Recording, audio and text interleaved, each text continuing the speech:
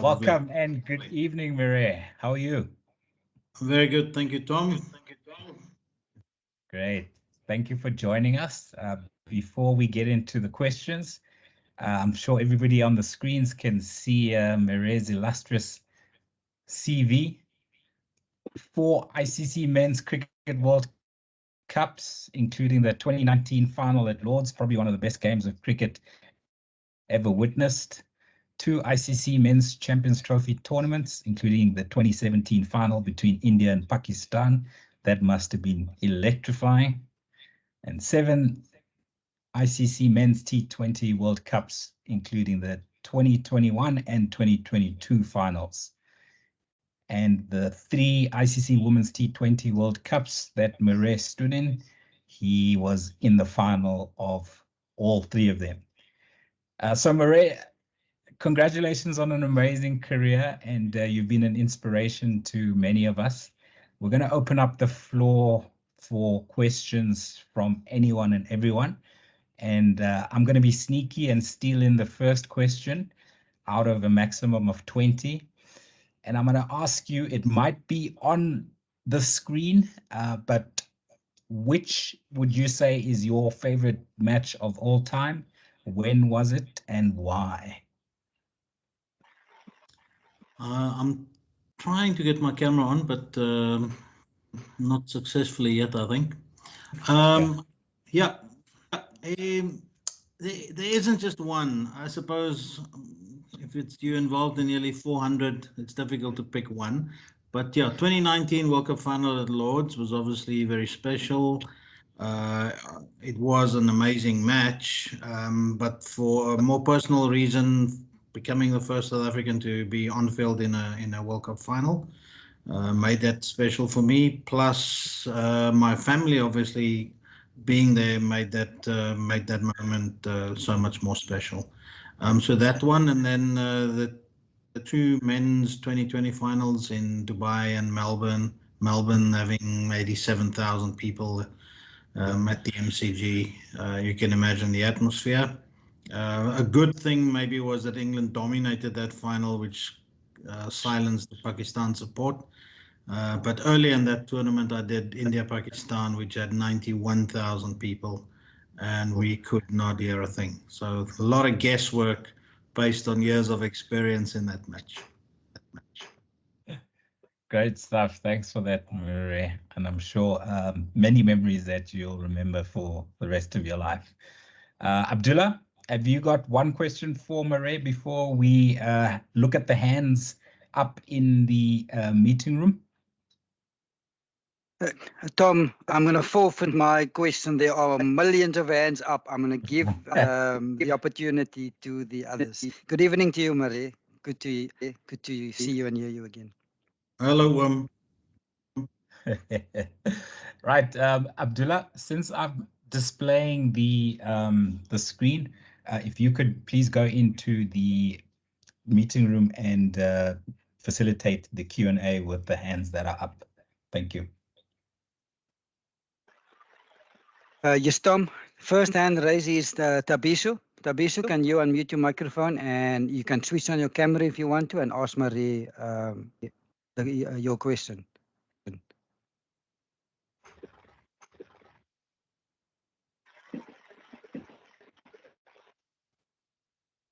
Tabiso, can you unmute your microphone, please?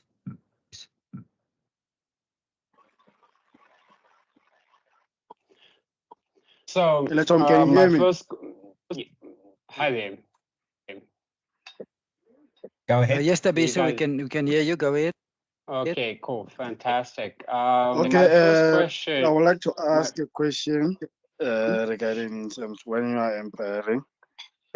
So, if you are a 4th umpire during the game, so why is it important to check the logo of maybe the gloves or pads or the pad of the players? Okay, it's an interesting question.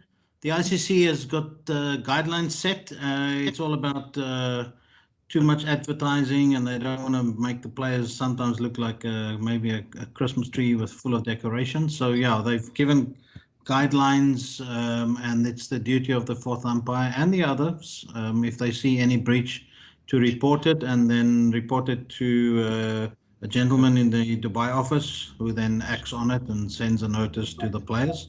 Previously, the umpires had to fill in those code of conduct forms, but nowadays we send a message to this gentleman at the ICC, and he deals with those infringements.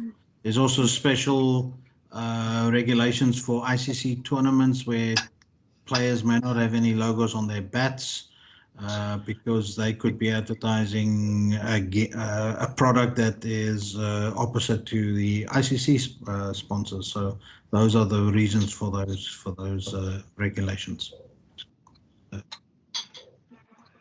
All right, yeah, I did hear the answer. So last question. So which brands are they allowed to be used? I don't know the exact answer to that, but there's guidelines given to the match referees. There's lists of bat manufacturers, etc. And a player who wants to have a private logo on his bat needs to write to the ICC, and then they get permission to use those. All right, thank you. But I think for a level 1 course, you don't need to worry about those things yet. Okay, I was just asking a question. Yeah, fair enough. All right. Thanks, Thank you Tabiso. for your Thanks, question. Thanks, Tabiso. Next hand that was raised is Ali Zohaib. Ali, can you unmute your microphone, please, and ask your question to Marais? Ali, before you go ahead, if we can just restrict the questions to one per person, please, because I know there's a lot of people queued up to ask Marais a question. Thank you. Ali, please unmute your microphone. The floor is yours.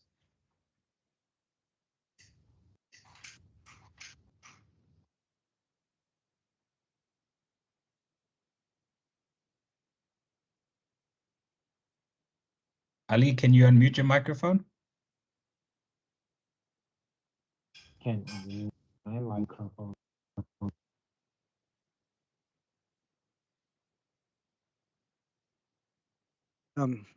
Maybe Ali's difficulty unmuting his mic. Ali, we can come back to you. I'm now going to number 3 in the queue, if you're not able to unmute your microphone.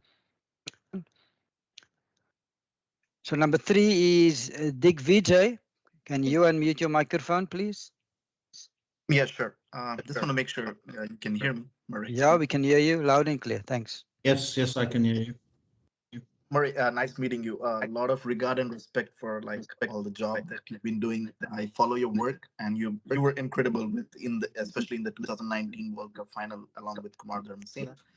So my question to you is regarding in the present day, regarding the DRS review system, what we kind of watch on screen. What's your take on the umpire's call? When we see a ball is kind of pitching, and there's a margin of the ball hitting the stump, it's kind of deviating, and we see there's some portion of ball kind of has a contact with the stump. It's an assumption or anticipation, with the technology. I know there's a lot with the technology going on and off. Maybe in the future we might get some accurate details. But in the present day, whatever we have, Marais, what's your take? Do you think the umpire's call should completely go away? Or if the umpire's call says it out, that it should be out? What's your take on that? All right. Thank you. Yeah, I think firstly the umpire's call is there because although the technology is better than the human being, it's still not 100% accurate. They have admitted, the Hawkeye guys said, judging height is their biggest challenge. Line is less of a challenge for them to be accurate. So yeah, I think that has come from the old adage of the benefit of doubt and things like that. And as an umpire, I think we should have, or as in cricket, we should keep having the umpire's calls, just for the fact that technology isn't that accurate. The second part of it is, as an umpire, you don't want to give out too many umpires calls, because that means that the margins for LBW was very, very wide, and maybe the benefit of doubt principle should have adhered to. But it doesn't mean that you are incorrect, because the ball is actually hitting the stumps. But if you want to be analytical about your performance, then at the end of season, you should have only a few umpires calls given out. So that is my opinion, but I don't think the system should change unless Hawkeye can prove that they are 100% correct, which they cannot at this stage, but they're definitely better than the human eye. Okay, thank you so much, Marais, for your response. I mean, I won't take like much time. I know there are other candidates. Just the last thing, I mean, this is just a routine thing I would ask you, like when you umpire like in test matches, which takes like long time, like 5 days or something, what's your usual routine, like how you keep yourself focused, like especially if it's a 5-day test match, and like, I mean, how do you keep yourself focused and kind of like, I mean, level-headed in the ground, especially in that heat, and kind of like with like, I mean, age catching up and everything? What's a regular routine for an ICC accredited umpire like in your position? Yeah, test matches is definitely the most difficult because of the length, duration, and as you mentioned, sometimes the climate as well. But I think you need to go up and down and not on and off. So that is a skill to be learned. But if you manage it, your time during an over, and when you are at square leg, because obviously you can't sleep at square leg, there's still duties for you to be done. If the ball is above shoulder or above the head to help assist with short balls, etc. High full tosses, giving information to your partner, or did it hit the bat or did it hit the body, to help him with his signal. So it's important that you manage your time, so you can't be at high alert for 6.5 hours every day. You need to go up and down and not on and off. So yeah, it's a skill to be learned. Concentration levels needed in ICC level is very demanding, and therefore after a test match you are gutted. Maybe not physically, but mentally you are gutted. So yeah, it comes with time. You get to learn the more and more first-class cricket games you stand, because that's your preparation for test matches, and you do get better at it. And yeah, you need to obviously have a high level of physical fitness, and then a very, very high level of mental fitness. All right. Thank you so much, Marais. That'll be it from my side. Thanks, Vijay. Next hand up was Sakura Mies. Hello. Hello, Sakura. Hi. It is an honor and a privilege to be here. I grew up actually watching you on TV, so it's awesome to be, communicating with you right now. My question, just to piggyback off of the heat and whatnot, umpiring long games, 50-over games in the sun and in the heat and whatnot, and dealing with teams with personalities that are larger than life. How do you manage to control the amount of chatter and sledging that go on and off? I think the perception is that there's lots of sledging at ICC level, but it's not the case. I think there's more sledging at club level. To umpire a club game is far more difficult than ICC level, because we have the cameras, we have the microphones, we have match referees, we have replays. So if you do stupid things, you will be caught and you will be punished. So that's a little easier there. But having said that, yes, there definitely are passionate players out there and guys who will test you. But in my particular case, I taught for 17 years, so these guys were slightly bigger than the school kids, and I could handle the school kids, so none of those were too much of a problem. Even the most difficult ones, you reminded them what they should be doing, and if they don't cooperate, you get the captain involved, and then you pass that message on to the captain. And if he doesn't, then control his own players. Obviously, in the code of conduct, you can then also code him for not controlling his team. So yeah, there was obviously many moments during my career where we had to deal with, let's call them passionate players. But yeah, I think it stood me in good stead that I used to teach. Awesome. Thank you so much for that. Pleasure. Thank you for your question. Connor, you next up. Good evening, Marais Erasmus. Hello, Connor. I'm Connor from ECEP, current level 2 umpire. I'm still on school, but I'm passionate about umpiring. But I'd also like to know, how do you get up to be at how do you get to become an international umpire? Connor, I started in the Boland club structures. That was the year 2000. The Cricket South Africa administrators got to know that I was, as a former first-class player, got involved in umpiring, and they sent me to Universities Week, to the Country Districts Week. So apart from doing club cricket in the Boland area for a couple of seasons, I also went to some of those tournaments. In those days, we used to have under 24 3-day competition. I started umpiring in those in my second season.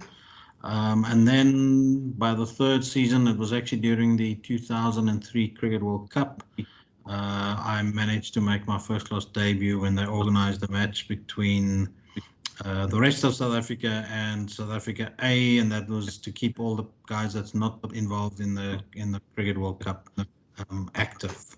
So yeah, you normally, all umpires follow the club structures, and if you do well in your own province, you will get nominated to go to university weeks or club championships.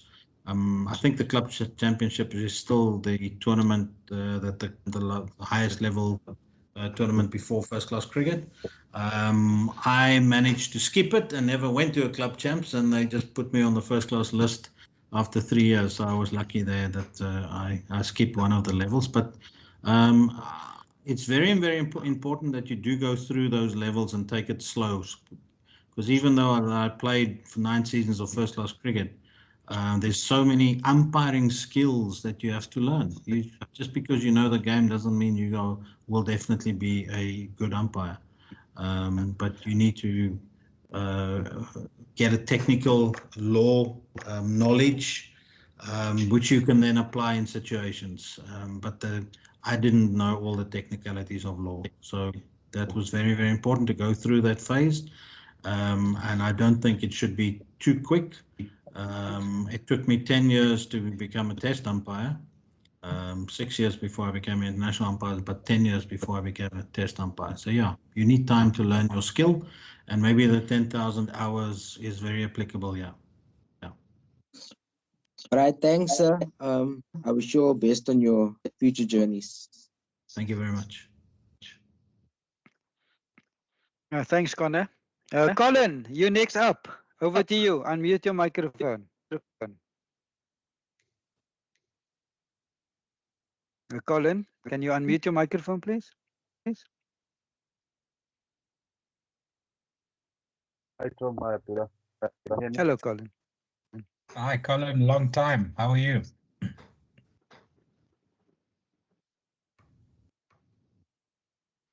Yes, it's been a minute. Tom, how are you? I'm well, I think. And Well, how are you, Marais? Hello. Yeah, so my question to Marais is one. I just want to know, how does Marais prepare for a game? Sorry, I didn't get that. I was just asking, like, what are your preparations in a game that you did? preparation for a game, Marais? Preparation for a game. Depending on what game it is, but let's take an example for a test match. So say I had a test match the week before or 2 weeks before, I would do very little nets. I'll do a little bit of net, especially if there's a player that I haven't seen that might be playing in the next test. But if I had a long layoff for say 5-6 weeks, which happens often when we are say in our winter and there's no cricket in South Africa and I get appointed to go to England, That means I will spend more time in the nets while the teams are training in the days leading up to the test match to get my eye in, sort of, and obviously to see any players I've not seen before. We also study videos of players, maybe a uniqueness to that player. You know, take a leg spinner, for instance. Does he bowl the googly? Does it actually turn a lot or not? Sometimes the googly's bounced more. So all those type of information you get, and then we do a lot of meetings with the captains before the start of the very first test match of a series. And those meetings are about our expectations of their behavior, or maybe new regulations that came into play that they should be aware of, or maybe a reminder of some of their players that are on the threshold of getting banned because they've already accredited too many penalty points. So yeah, those meetings are normally run by the match referee. And we obviously will speak more about the technical stuff to do with the play on the field. Yeah, so it's a lot of stuff that in, and then there's obviously some physical preparedness, but or preparation rather, but that is long term, and you can't just do nothing for months and then think a week before test match you're going to go for a bit of run or cycling or whatever. So you know, you always had to keep your fitness up. Oh, okay. Thanks for the insight, Marais. Thank you. Thank you.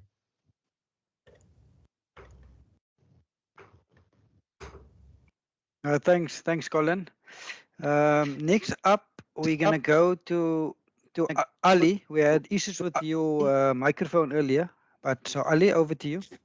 Yes, sir. Sir, can you hear me? I can hear you loud and clear. Ask your question, Sir, to Marais. my question is to Sir Marais Erasmus, is that has been done so many test cricket around the world. So I want to know a basic question about more day cricket. How was your experience, sir, to judging a close baton pad, the recognition of sounds where you found the crowds were full, like you were doing a test match in India, or to say in MCG where so many people. So how do you give me a field of tips, field technique to judge close baton pad or sounds of different ways to understand the decisions, something like that, sir? Yes, it's definitely a most challenging decision when there's lots of noise, because you're hoping to hear something with a bat pad. But as a general rule, when it's no bat involved, there hasn't been extra energy from the bat, so the ball will actually go up from the pad. Yet if there might have been a inside edge, the ball will go slightly sideways and faster. But of all those examples, there's obviously the exceptions. But that was, as a general rule, things that we were looking out for. Also body language. It's not a foolproof guide, but I used to check body language of batsmen. I remember an example of Joe Root batting very early in his career, batting really, really well in Adelaide. And he was in his 70s, and I think he was thinking about an Ashes 100. And then he got an inside edge to Nathan Lyon, caught by the keeper. And you could just see how the energy drained from his body in that moment, that he realized, oh, I've made a mistake. And that was my cue. Alistair Cook nicked one down leg side in the 90s, and you know that disappointment on his face gave it away that he actually nicked it. So you need to understand body language and react on body language. Sometimes you need to trust wicket keepers, but there's not many of those around. But yeah, so it's a combination of those things, going with your gut feel, trying to listen for the sounds, trying to check what kind of reaction the ball made. Yeah, and if you are uncertain, you say not out. Can I add something here, sir, if you don't mind? Yep. Yeah, where they were so noisy. For example, it was impossible for you to hear something. What techniques did you apply, sir? Yeah, as I explained, there's a bit of trying to watch the ball, how it reacts after impact, and those were the ones that you need to You need to go with your gut feel. If it goes out fast, there was bat involved. If it goes out slower, most likely no bat involved. Thank you, sir. Pleasure.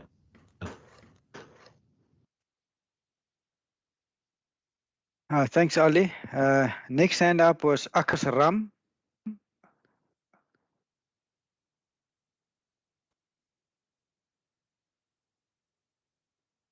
Akas, can you unmute your microphone, please? Yeah, gentlemen, can you hear me? Yeah, Yes. loud and clear.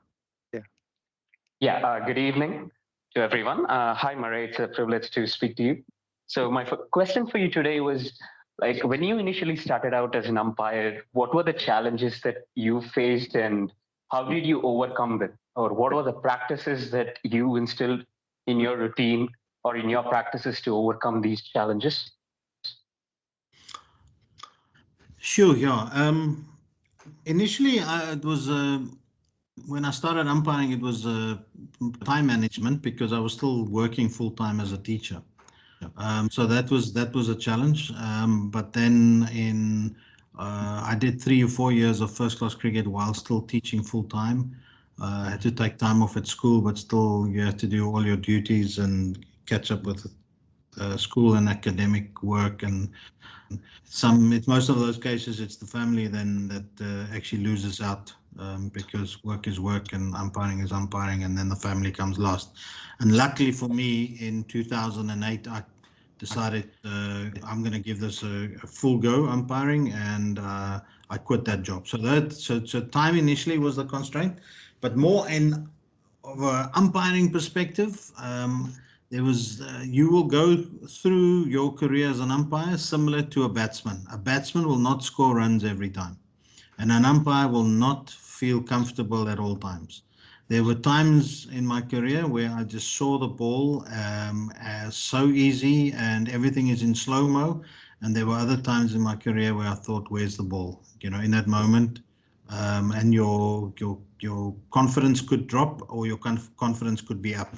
So you need to manage those things and make sure that you then maybe train more or focus more or change your position at the wicket if you find you're struggling to see the ball.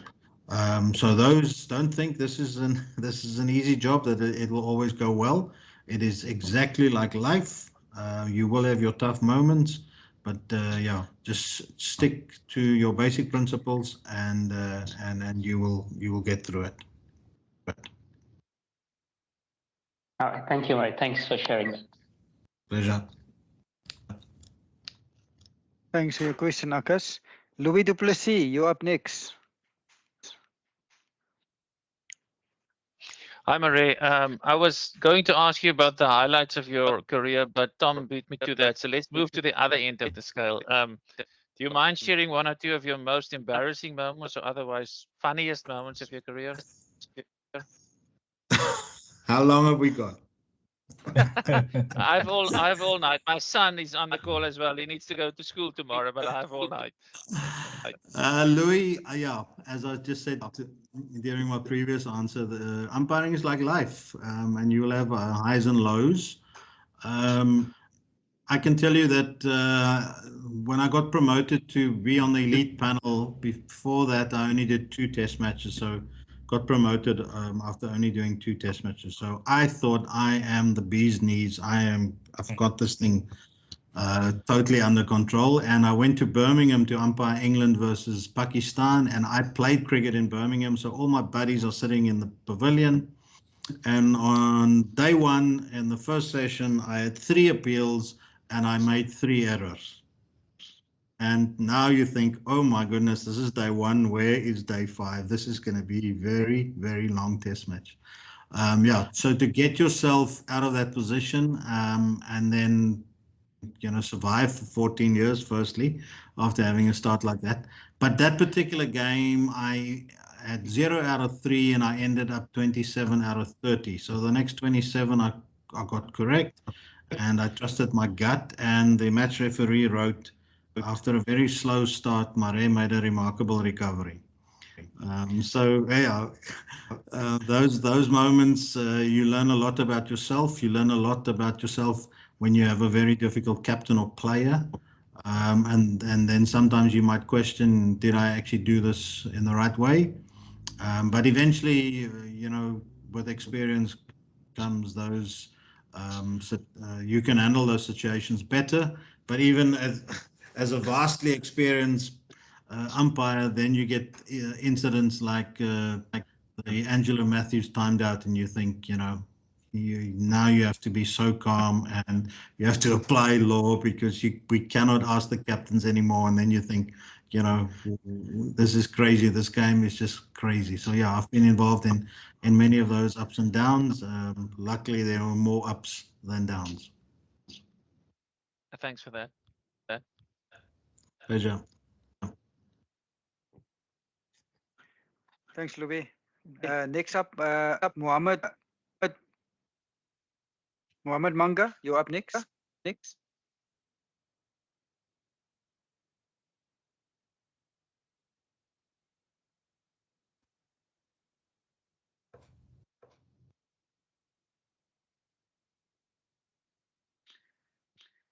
Mohammed, can you unmute your microphone, please?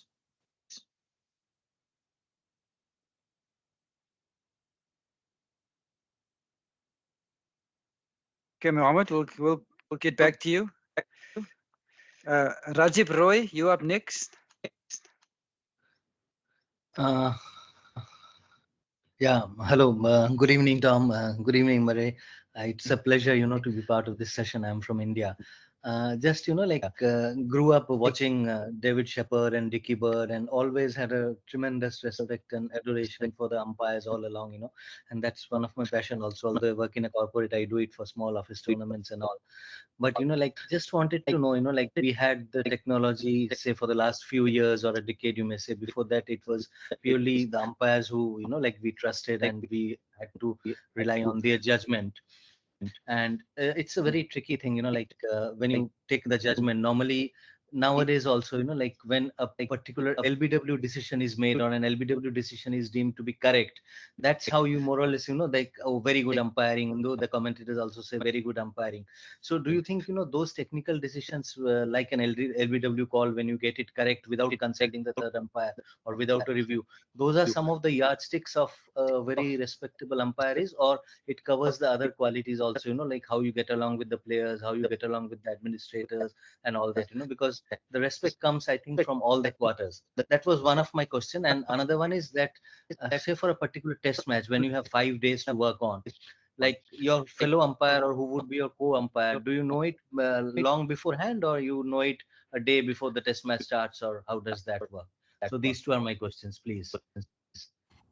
I'll answer your second one first. No, we know our schedule months in advance, so you know who your partner is going to be, and yeah, that will only change if someone falls ill or something drastically happens. Okay. Yeah, about the appreciation of umpiring, or umpires for that matter, I think it's definitely a combination. To survive at the international level, you obviously have to have a high level of accuracy. I think in my 14 years, I averaged between 92 and 98 was my best year in correct decision making. I remember once sitting next to a banker on a flight, and he said if he's right 50% of the time, they make money. And I said, well, I will be sacked if I'm only correct 50% of the time. Yeah, so there's a different expectation for an elite. Yeah, but I think the real difference between who is the umpires that the players respect more, it's definitely about the man management. And there's different ways to umpire and the different ways to manage. I use the example of myself and Ian Gould. We were totally different characters, but we managed the players very well because it came sort of natural to him in his way, and it came natural to me in my way. So if you want to be an umpire, don't try and be a Dickie Bird or Davis Shepherd, or definitely not me. Just be yourself. Work on your strengths and obviously work on your weaknesses. But don't try and be someone else. Just try and be the best of what you can be. Yeah, thank you. That's, I think, very valuable. Thank you so much.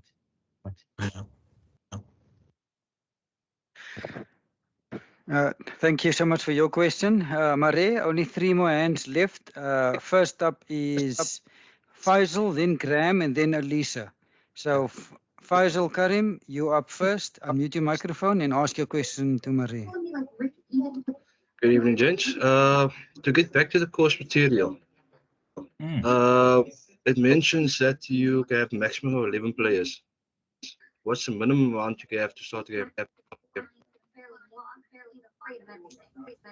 That question is to me. I must now think back to club cricket, which was the last time I did a club cricket game was probably 15 years ago. I think in my region it was something like 7, but I'm not sure if there's actually something in law. Is there something in law, Tom?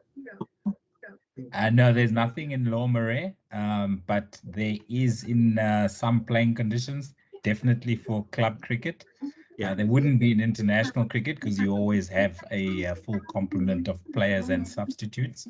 So and in Western Province, they've got 12, haven't they? Correct. So in Western Province Cricket Association club cricket playing conditions, the minimum is 7 players, similar to what you had in Boland all those years ago. Okay, thanks for that. Another question. On the rain, if it deems the pitch to be wet and the players play on, and you see that the pitch is getting damaged instead of like getting dangerous, like the bowlers run up and stuff like that, can you call for play there or can you continue on? Well, you need to have both captains agreeing to those circumstances, which hardly ever happens because there's always one team in trouble who will use those circumstances to their benefit. Yeah, but yeah, the damage to the pitch is a judgment call, difficult one, because you've already decided to play on a pitch that you deemed not perfect. But yeah, I'm not sure if Tom or Abdullah can assist there. I'm not sure what will happen. It won't happen at the professional level that they'll play on those wickets. Yeah, we will cover the preparation and maintenance of the playing area tomorrow evening. And we will deal with when conditions become dangerous or unreasonable to play, Faisal. So stay tuned for that tomorrow. Okay. Thanks, gents. Have a good evening. You're welcome. Cheers. So Marais, I thought this was the penultimate person, but suddenly there are much more hands up. So I'm not sure how long we still have you. But Graham, you up next, and then there are 3 other hands. So Graham, unmute your microphone, please. Hi, Maria. I just wanted to know how you switch on and off during, say, for example, a test match during play. Thank you. Yeah, I try to switch up and down and not on and off. You need to be on all the time. But obviously up when you are at the bowler's end, because it's all about your decision making and your calls. And just slightly down when I was at square leg, still very alert. But yeah, you get into a routine. I remember when I started, my hands was behind my back because I felt comfortable, and then suddenly one season I found, suddenly I'm standing with my hands in front. So you get into these different things that make you feel comfortable, and the same when you sort of go through a same routine. I used to just draw a line with my left foot between balls, just to say, okay, now I'm set and now I'm focusing. So that was sort of that trigger movement that I had, similar to a batter maybe. And that's when I sort of expected the bowler to start with his run up. So that's what I did. That was my trigger movement to focus. So in between, I'm alert, and then I make that line with my left foot and then I'm ready.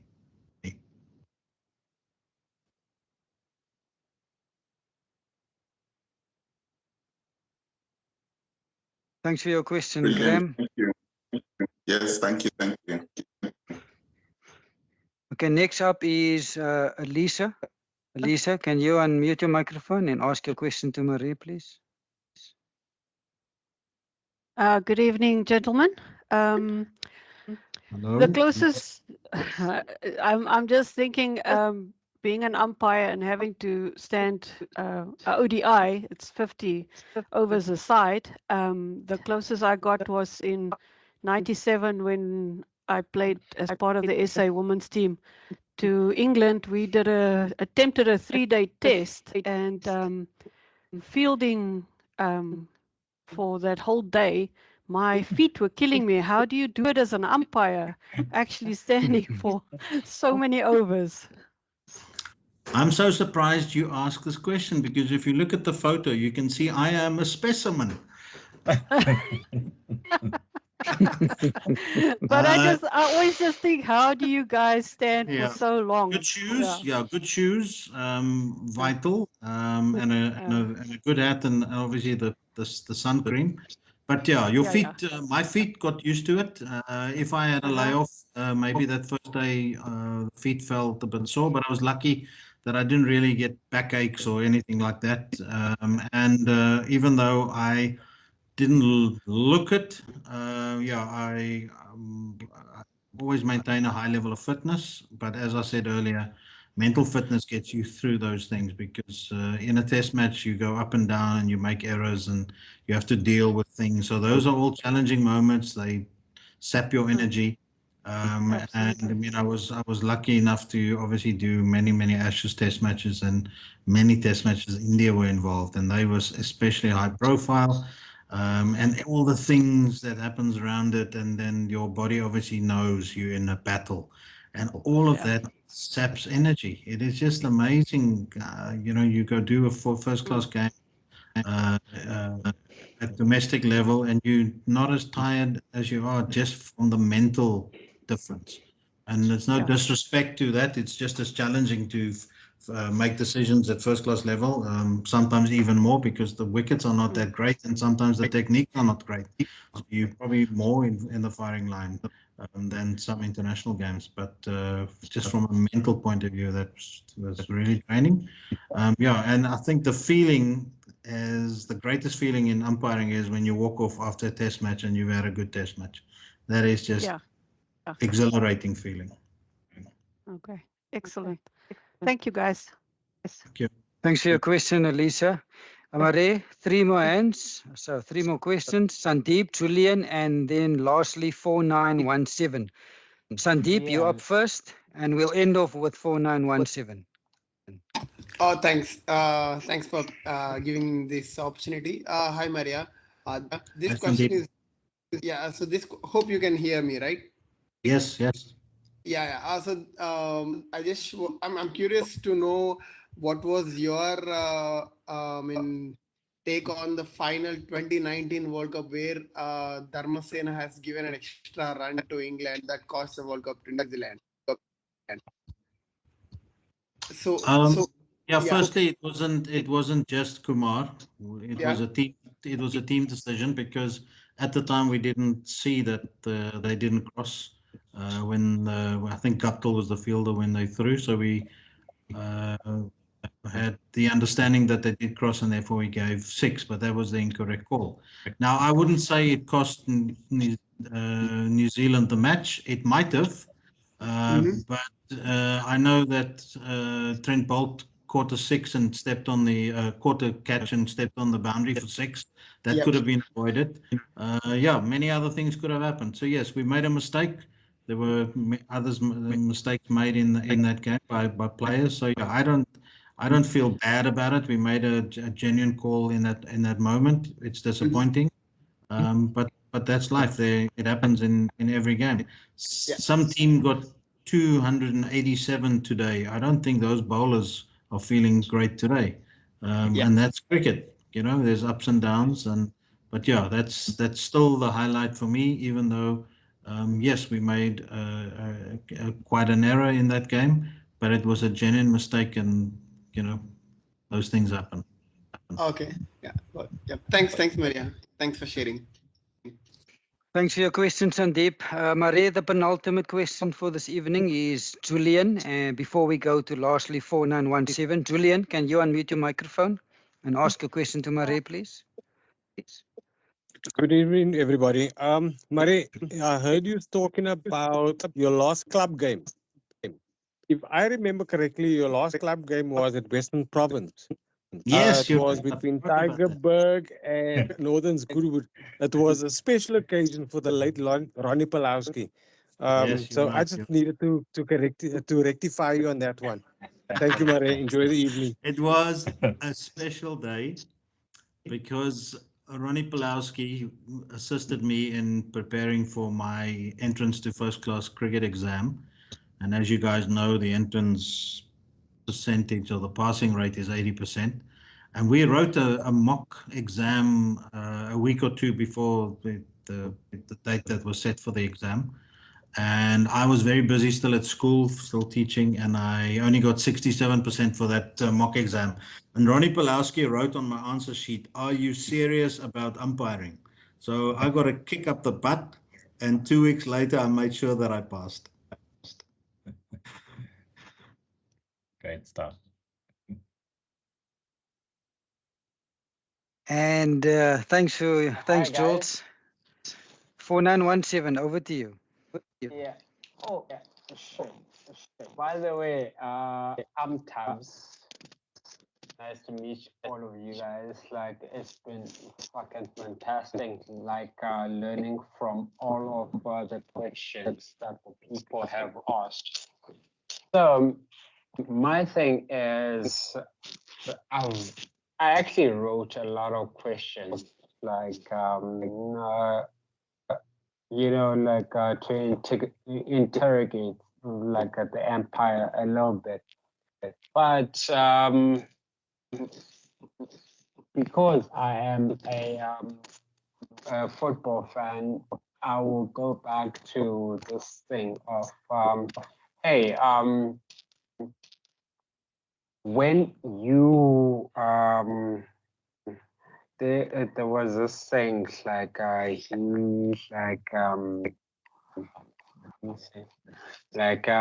was about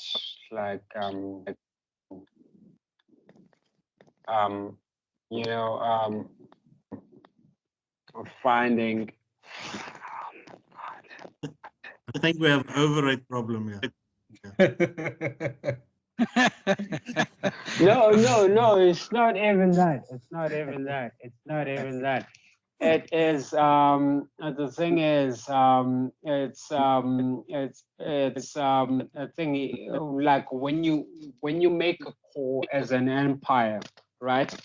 Do you make a call like in terms of okay, cool, is it like the right call, or is it a call that is good for the game per se? Okay. Yeah. I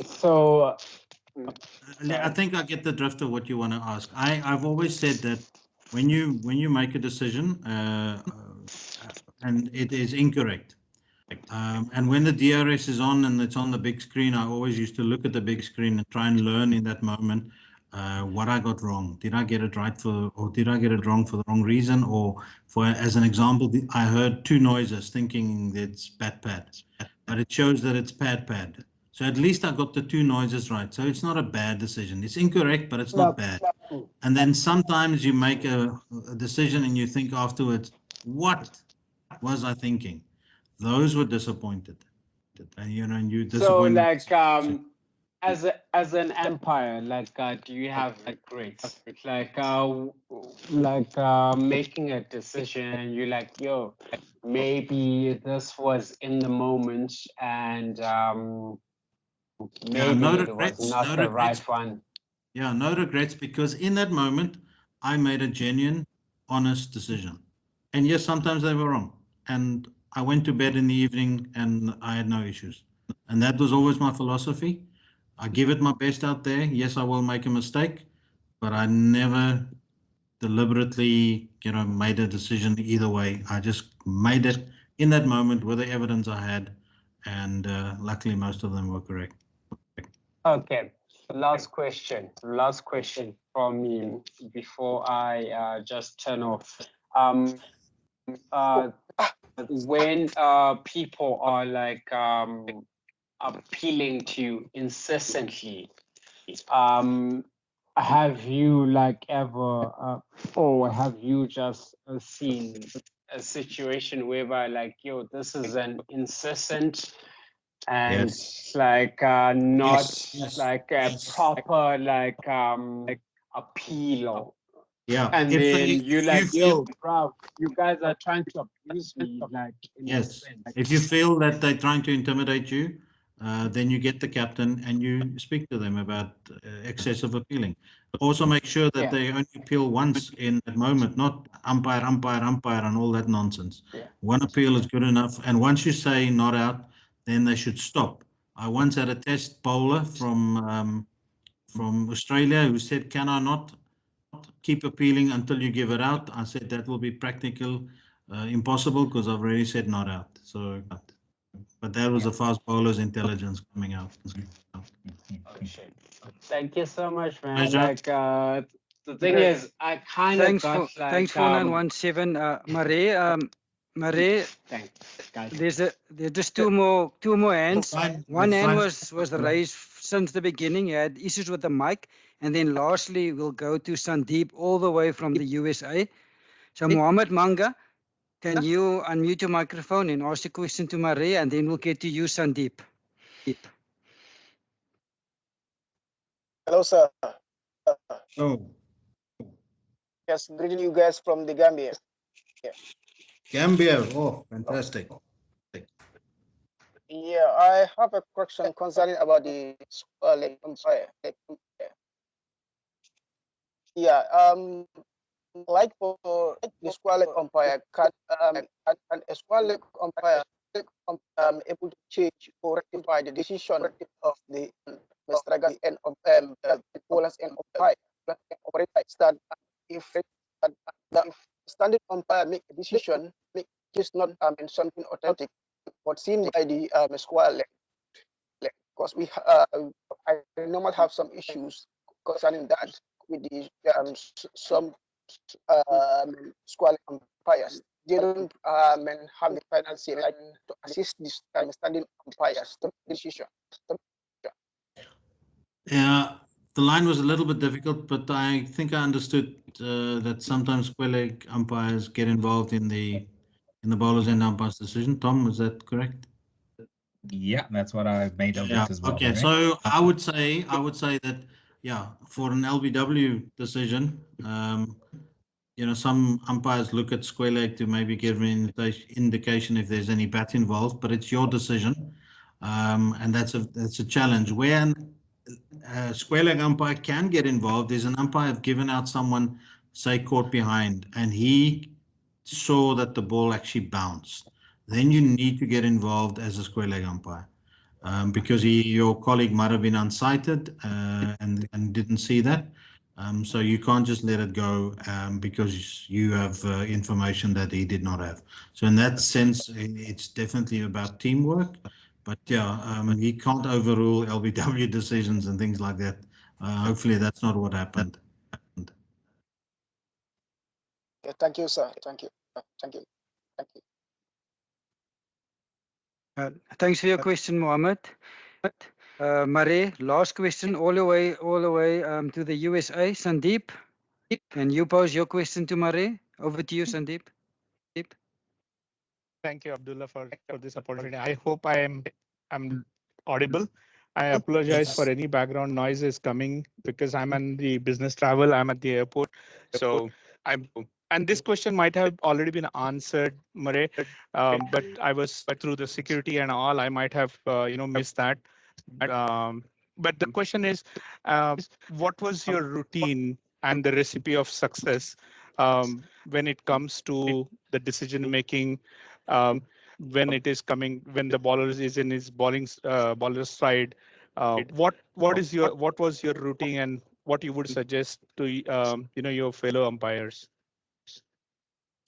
The most important thing is, and I had to remind myself every match, is follow your gut feel, and you will be correct most of the time. So having all the skills and the concentration, all those things are important, but in that moment, follow your gut.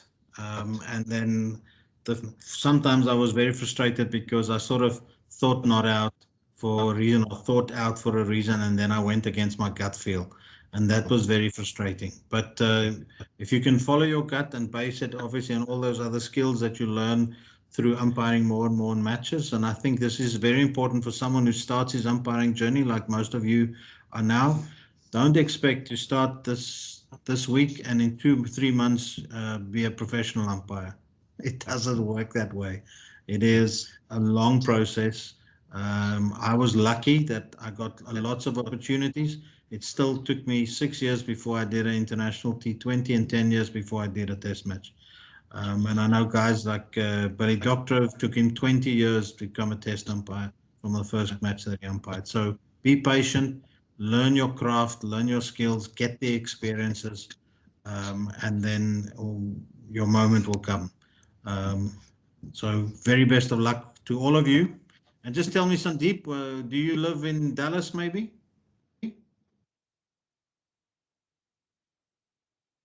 Unmute. Sorry, I said no. I live in Atlanta, but when Tom and Abdullah is going to be here, I probably will be traveling to Dallas to meet them. Well, I'm going to Dallas in July for the Major League Cricket. Wonderful, wonderful. I'm looking forward to that opportunity and then probably you will be in Morrisville as well, didn't you? Hopefully Morrisville as well, yes. Okay. I met Simon there, Simon Toffel, last time when he was here. So now we are being connected. So it's gonna be pleasure to meet you in person, Marais. Looking forward to that. Same here, sir. Thank you very much, Abdullah and Tom, for this opportunity. Thank you very much. You're welcome, Sandeep. Have a good rest of your day. Over to you, Tom. Thank you, Sandeep. Thank you, Abdullah. And thank you so much to Marais. And you've part answered my final question for the evening to you. Where to next? I hear you're going to be involved in the Major League Cricket in the US. So you're still umpiring domestic and franchise cricket? Is that your plan for the next? The reason for my retirement is I've had enough of the traveling and being away from family. So I got this invitation to go to Major League Cricket, but I said, yes, I'll come, but I'm bringing my wife with. So that was that was the agreement. Well, not that they would have said no, but that was the decision made for us. So I'll be traveling if my wife can travel with us. And then from next season, I will still be umpiring domestically, definitely one more season on field. And I think I will be umpiring mainly with the next generation young ladies and gentlemen. So the following seasons after that, we'll find a role for me in our domestic setup. As you know, Tom, it's probably most likely going to be like a match referee role / I think they double up sometimes as an umpire coach as well. But any job that there's not too much admin.